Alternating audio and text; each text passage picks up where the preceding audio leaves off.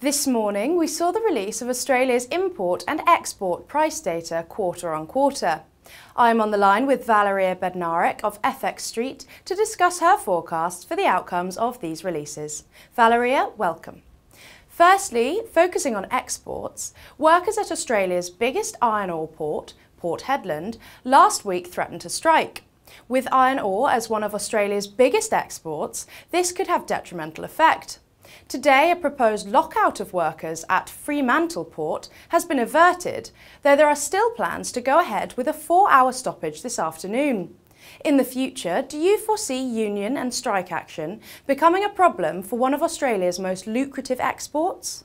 Well, I believe this is all in the eye of the beholder. I live in a country where we have strikes from one or other sector of the economy practically daily basis. So I don't see by myself, right, strikes being a big problem. But indeed they are for Australia. I have been doing a bit of research about this, and I see the situation has been escalating over the past months, and strikes averted always at the last minute. But I also keep noticing that the root of the problem that sits the demand about wage and then all leaves remains unsolved, right? So having said so, I believe it's already a problem from Australia because there are high risk that the shipping of iron ore to China gets disrupted.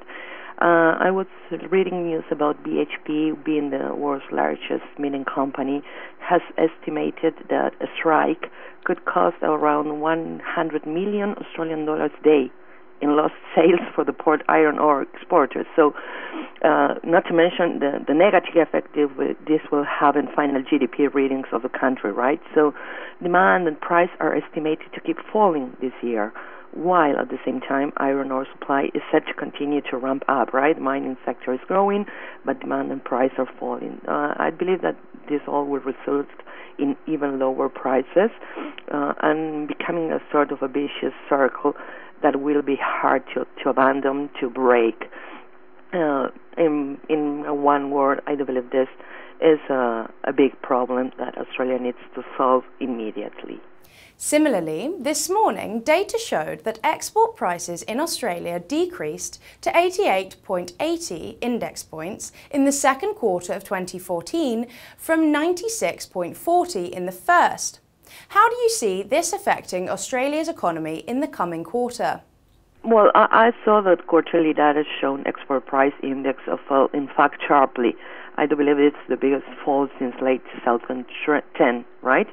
And this fall was due to what we have been commenting, weaker prices for iron, not only iron, also coal, which are the country's two biggest exports. Yearly basis, export price already dipped 1.9% at this point of the year. And at the same time, import prices have climbed 5.7%.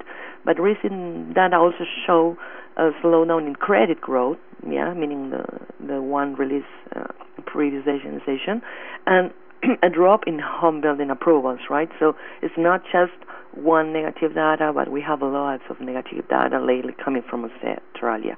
Anyway, it's clear that the hit to export revenues is the main concern these days, as it will drag on the already weak economy, accentuating the impact of the slowdown in resource sector investment. At this point, I'm expecting this to affect GDP readings over the upcoming months. That's my take on this. It will be affecting the economy in the coming quarters, no doubts. And finally, today's Australian data shows that import prices also decreased in the second quarter of 2014 to 105.10 index points.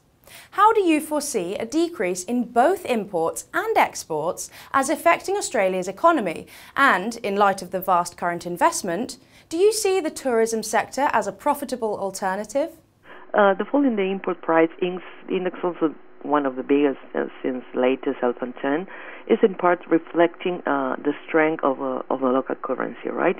And this is the biggest concern of the central bank. Almost every RBA member has hit the wires lately, stating that the currency is overvalued.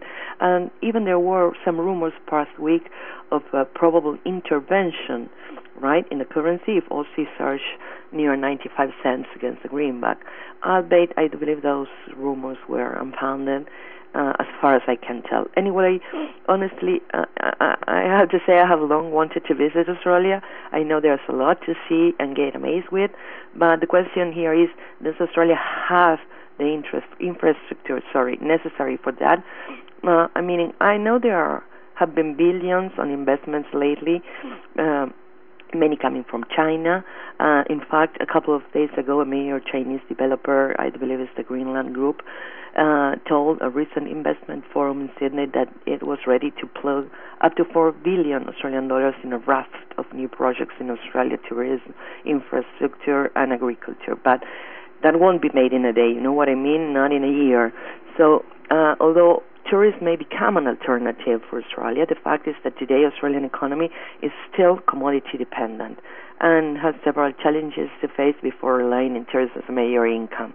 Overall, I do expect the Australian economy to continue to tumble this year, for the rest of this year, and I do see Australian dollar losing ground against its major rivals. I don't see I don't have a clear recovery, clear signs of a recovery in sight, you know.